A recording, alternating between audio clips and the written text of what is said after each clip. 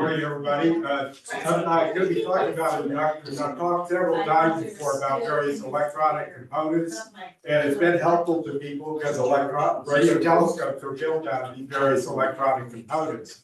So today, inductors is the first. How did inductors get the symbol L? Well, it turns out that way back when they inducted. One second. Everybody, we're having a discussion, presentation here.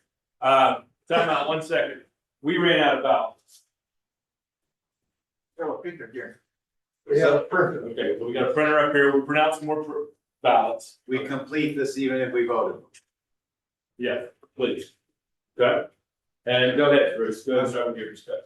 Okay, so anyway, inductors, they have the symbol L, and wonder, how did it come up with the symbol L for an inductor? Well, when electronic parts first started getting inductors put in them, the letter I was already used, and L is actually for Lenz, who's one of the mathematicians who and physicists who established some of the characteristics of coils of wire and magnetic fields. So anyway, that's how we got the term L there. And a lot of the sketches in here came from a teacher that taught me a lot about inductors and magnetic things. That was William Slack, from his Bill to everybody that knew him. But anyway, so that he gave me a lot of the sketches, and so I just reuse that stuff with well, he's passed on. You reuse that stuff with his daughter's permission. Okay, so inductor. First, we have a symbol for the inductor. Air core will be like that. Curly U. But an iron core will have these to indicate there's an iron or ferrite core of some kind. And this is what typical inductors look like over here. There's a variety of them you see in circuit boards. And then we got some sort of RF transformers in the picture. And a transformer is really two inductors that share the same magnetic path, same magnetic structure. So transformers are included in this, and that's some RF transformers I use for various experiments related to active antennas and stuff.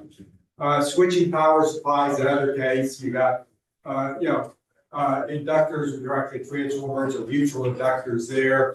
This one's particularly interesting. We have a band of copper across there, and that is to reduce stray magnetic fields from getting out of the transformer. It's usually done to help pass EMI specs. And electromagnetic interference is the curse of radio astronomers. So anything to make it better is a good deal there.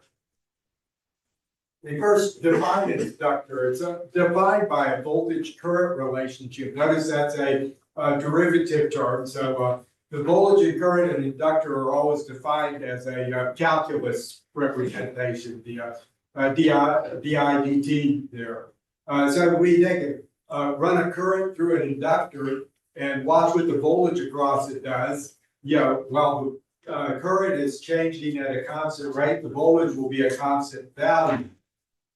And if we apply this voltage across an inductor and it's a forcing function, then the current will be a rising ramp. There, so that's characteristic of an inductor. It's a calculus representation. All right. Of course, a lot of times, you look at things, you say reactance of an inductor and ohms, X of L to pi FL, and that's commonly used. That was actually derived by somebody taking the equation for an inductor, the differential equation, and letting the voltage be a sine wave, solve the differential equation, turn the Randall on, and you come out with this formula, which is used. So the formula is derived again from the basic definition of an inductor. I might note that X of L does increase with frequency. Now we're going to look under the hood of an inductor. I've never had a car that looked that clean under the hood, but everything I've got had grease spots here, there, and everywhere. So first, inductors store energy in a magnetic field. So in this device, we will have, and I'm talking about inductors with a core. Air core is another subject in itself. But anyway, we have the magnetic path. This is a magnetic material, iron, cobalt, nickel content in it. along with other magic ingredients. So you got a magnetic path, which we call LE for mathematical purposes. Have N a number of turns of wire around the magnetic path. Have A sub B, which is a cross-sectional area of the magnetic path. Then we have L sub A, which is an air gap, which is not always in there. Sometimes it's air gap is 0. That's actually fairly frequent, but it's included in the picture because when it gets in there, it changes the situation quite a bit. By the way, it's interesting that somebody's making a magnetic part. A sub E and L sub E are both defined by the maker of the core. L sub A, that gap may be defined by the core manufacturer, or may be defined later by a spacer by whoever put the conductor together. Then we get to Ampere's law. We're gotta go from the physics point of view here. So H is a symbol used for magnetomotive force, and it's in units of force steps, because I'm doing everything here in the CGS metric system, which is centimeter gram second. There's also MKS, and I learned the inductors in the CGS, and the units of measure turn up to be very convenient, so I'm stuck with it. You see both things floating around the industry now, both CGS and MKS, but I'm a CGS guy, sorry about that. So anyway, H is a magnetomotive force and the number of turns. And you see, put more turns of wire, more current through it. Didn't do that. But anyway, the magnetic force will go up. And I'm just going to call it H for the rest of the presentation. And it's dependent upon the magnetic path, that length there. Notice the area is not in that magnetomotive force. And that's, you notice voltage is an electromotive force. Both of them are kind of a forcing function there. Yeah. Now, an inductor, as soon as you put an iron core in it, you have to think that you will concentrate the magnetic field. So we come up with a new term, relative permeability, which is how much the material concentrates field. And typical, ferrite material will be, anywhere from 100 to 2,000 seems to be the range. Iron, an actual silicon steel, maybe 6,000. A nickel steel might be 100,000. It varies a lot, but it's an ability to concentrate field, and that's an important characteristic of any magnetic device. Now, I noticed that up on the top here and at the bottom, we have a point where it just stops. Well, you got the magnetic material has all these magnetic domains inside it, and they turn around kind of progressively through it. Eventually you get to the point, all the magnetic domains are already turned one way. You can't turn them any further, and you can't, get any more, flux density out of it. Now, this is looking more like a real material for what happens with, when you start putting a magnetic field. So again, we have H as a forcing function down here, and we're watching B, the flux density of the material. And you can see first it's got two different paths there, and it curves at the top. And these differences in paths are because the material tries to act slightly like a permanent magnet. All magnetic materials do that to some degree. Some are very slightly, and some it's a quite large effect, so it would spread the two sides of the loop apart. That difference in the loop of forcing the magnetic, particles to turn around is also a loss in a magnetic device, so that has to be, accommodated lots of times. And by the way, B sub R there is the remnant magnetic flux. It's what's left when things try to act as a permanent magnet. You really don't want that on your transformer or inductor. Then we'll get to Faraday's law, which is kind of in some ways like Lenz's law, which gave us the L in inductor. Only thing is Lenz worked with current, and Faraday worked with voltage and the relationship to what the magnetic structure looks like. So anyway, it seems like almost all inductor design, you want to go with the Faraday law. Lenz's laws fall by the wayside, mostly. But anyway, you got a voltage across an inductor, E, is N, the number of turns. And then you take a look at the rate of change of the total flux in the inductor. Notice B was flux density, whereas this theta here is total flux in the inductor. So of course, total in flux will be the flux density times the area involved. And that can be manipulated algebraically to get what you need there. Okay, wrong thing here. Normally it's shuffled into this form here, where we take the flux density of the A sub B and separate them out from total flux, because that's what just turns out to be handy when you're actually trying to either make or analyze a magnetic device. And then, your Faraday's law, essentially says that, flux density is sensitive to volts seconds. It's how long the voltage is across there. So it says if you get to a higher frequency AC put across an inductor or transformer, the flux density drops because of the time function becoming short. One of the flux density of a magnetic device, you want to control it to get it within a reasonable range.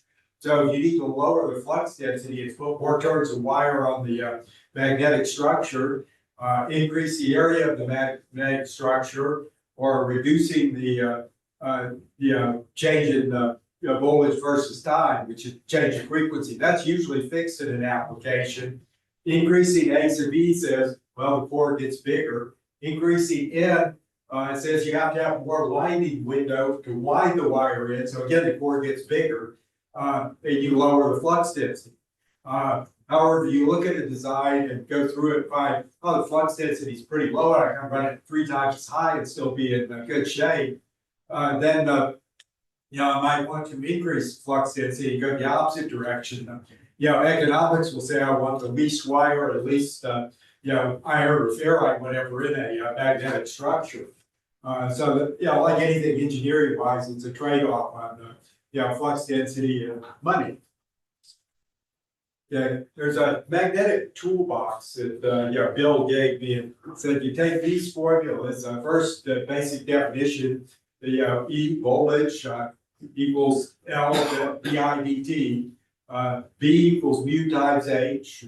H equal 4/10 pi times the number of turns, the current, and again, you throw in the effects of the magnetic path length and the air gap in it.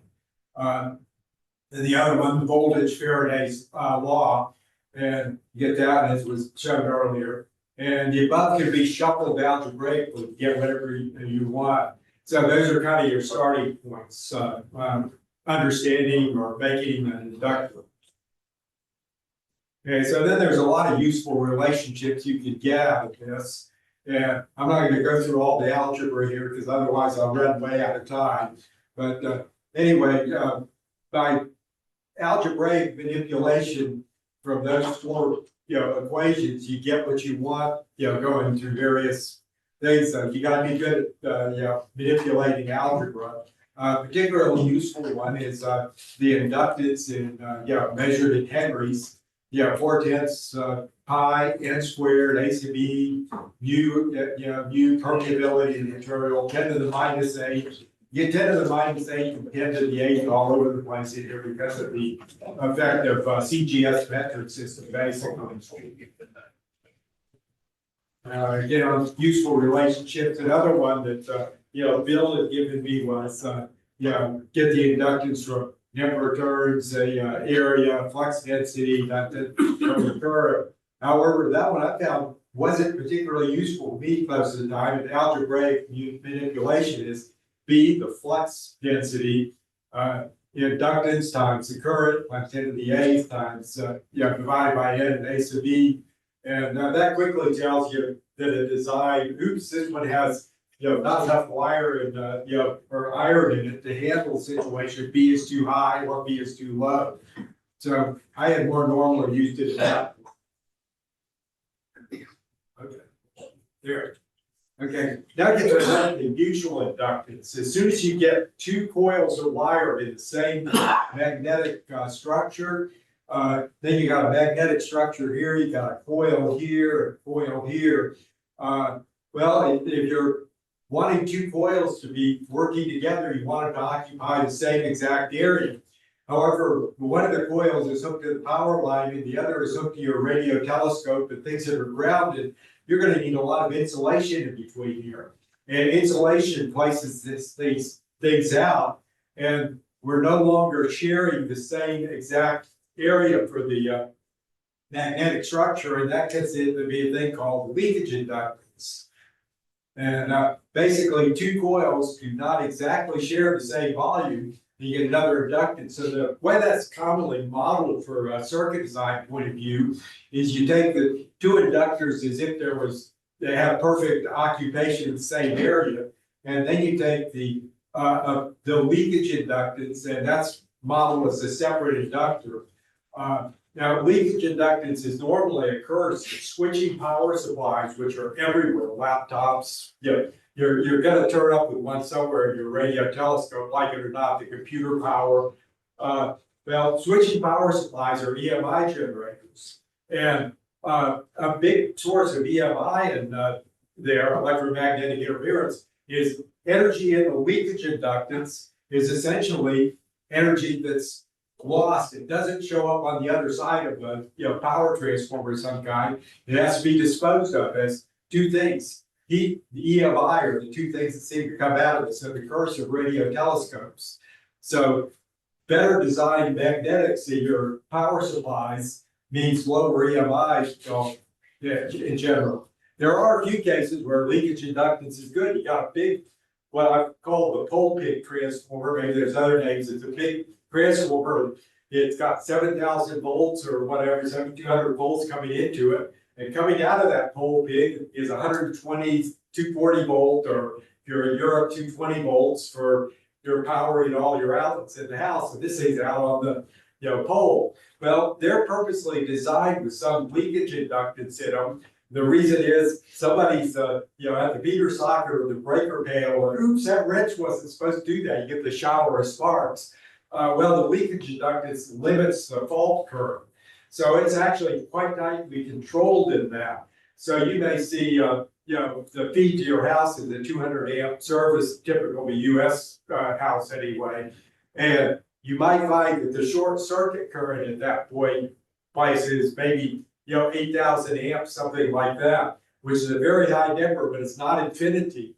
And if there was no leakage inductance in that transformer, that would be all out of line. Other place where leakage inductance is used in arc welding transformers, because they want the arc when it's started, started and going through the different phases of the arc, they want the current to stay fairly constant.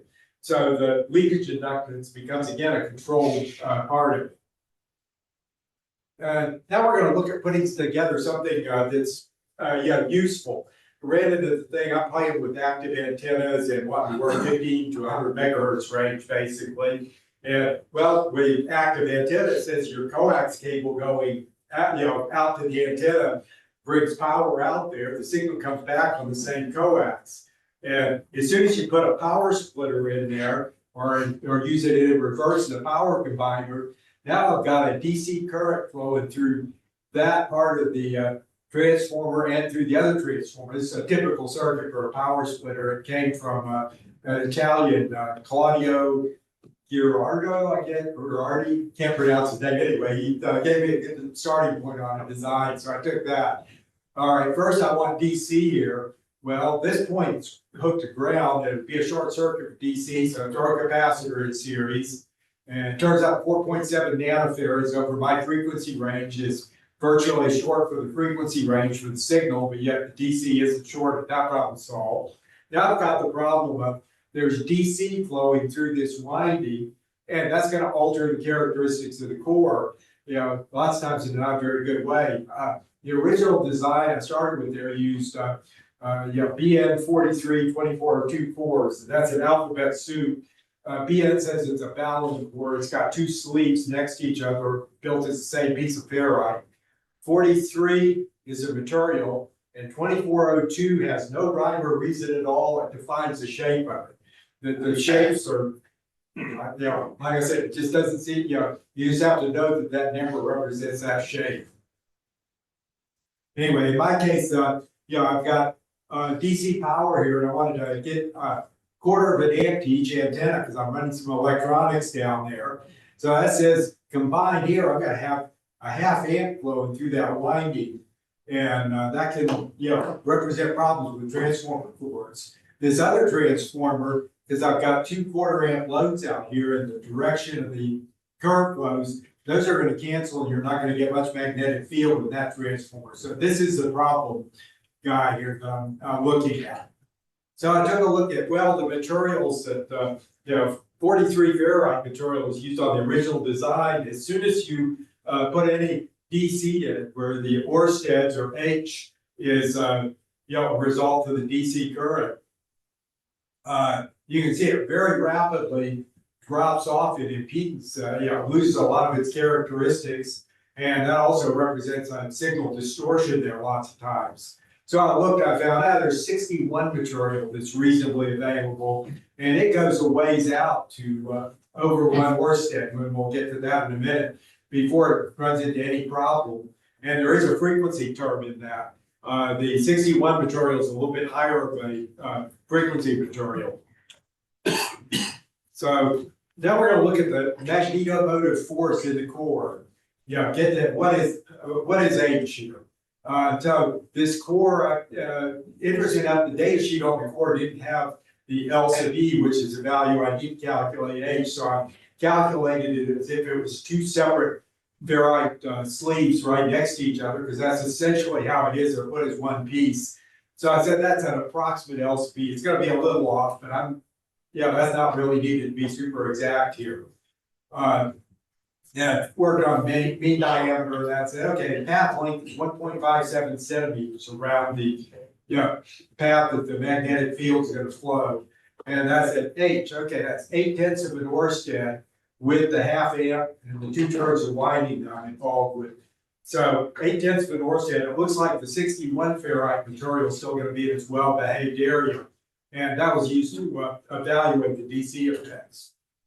Then I went in my lab. By the time I had ordered a 61 core material, it wasn't exactly the same size, but it still gave me something to work with. Started running DC bias through winding on the core, while the other winding I measured the inductance. And 43 material, it just falls to nothing. And I put it in amp turns because that's how I was measuring it. So I've got 1 amp turns where the transformer may be working, and you see that material is just crumbled. Whereas at 3 amp turns, I had no no difficulty with 61. So from that, I determined 61 material would probably be a good idea. There is another factor to look at there. The winding impedance has to be high enough that it doesn't represent a short across my signal there. So I took the BN61202 core, again, slightly different size, because that's what I could buy easily. Okay, and it has a new number I'm going to throw out here, A sub L, that's 320 nanohenries. And that's the inductance you get. You put 1 turn through that. And inductance is proportional to turns squared. So if you know A sub L, the number of turns, A sub L times 7 turns squared, 15,700 nanohenries or 15.7 microhenries. X sub L, I've got 2 pi times 15 megahertz, what you get, times 15.7 microhenries. So megahertz 10 to the 6, 10 to the minus 6, and cancel, calculate 1480 ohms. The system impedance there at that point is 75 ohms. So that says 1480 is somewhat greater than 75 times 10. You want to go 10 times your impedance to have something so it has very little effect there. So that says the impedance is okay. I haven't built those yet. I'm getting ready to start building my power combiner, power delivery thing. So I didn't get a chance to build them yet. They'll be built shortly. Okay, another thing, talk about stray inductance of a wire. This one thrown out there, taking the Bill Slack paper. Sometimes you get stray cats around, sometimes at circuits you get stray inductance. So what's the inductance of a wire? That one turns out to be kind of a meaningless thing, because an inductance always involves a loop, a complete path for a current. So if you only have a wire going this way, you can get a partial inductance, which may be right under some situations. But you really need to take a look at a whole loop. The wire is over a ground plane, placed 1 centimeter up, and hooked in. Then in that case, it forms a complete loop. I can calculate an inductance, but there's not really an inductance associated with it. It's it's gotta be a current loop. So whenever you see a formula that has all kinds of terms, if you get the inductance of a wire, to me, it's nonsense, it's, it's something that lies under one very limited set of conditions. Okay, take another look at a, inductance. Say you got an IC on a circuit board, and you got a chip cap, because it's a digital IC. It needs, whenever a digital edge happens, it needs an immediate source of juice immediately next to it, and you want it as close as possible. Well, I mount the chip cap here, the IC over here. We're going to printed circuit board, the black being metal. So we've got an area there that's going to cause an inductance. So when the IC suddenly demands power from the chip cap, it's not going to get it all instantly, because the inductance is going to slow it down, and it's going to let nasty spikes around. So that's a case where inductance needs to be carefully minimized by how a printed circuit board is laid out. It's just an area that I have seen troubles there. And typically when that goes wrong, you turn up with the curse of radio astronomers, EMI problems. I mean, the bypass capacitors are very tightly connected to chips. They make less EMI. So again, that's something kind of close to us. It makes EMI. It's another case to throw out. I'm not running now my clock. Okay. I took a look at a case of power line filtering, because you get one of these 19-volt, 40-watt laptop power supplies. They can actually be convenient for running things. Quite useful gadget, because they're everywhere. They're cheap. You can probably find ones on the laptop that brick got dropped on the screen. Hey, we got this power pack.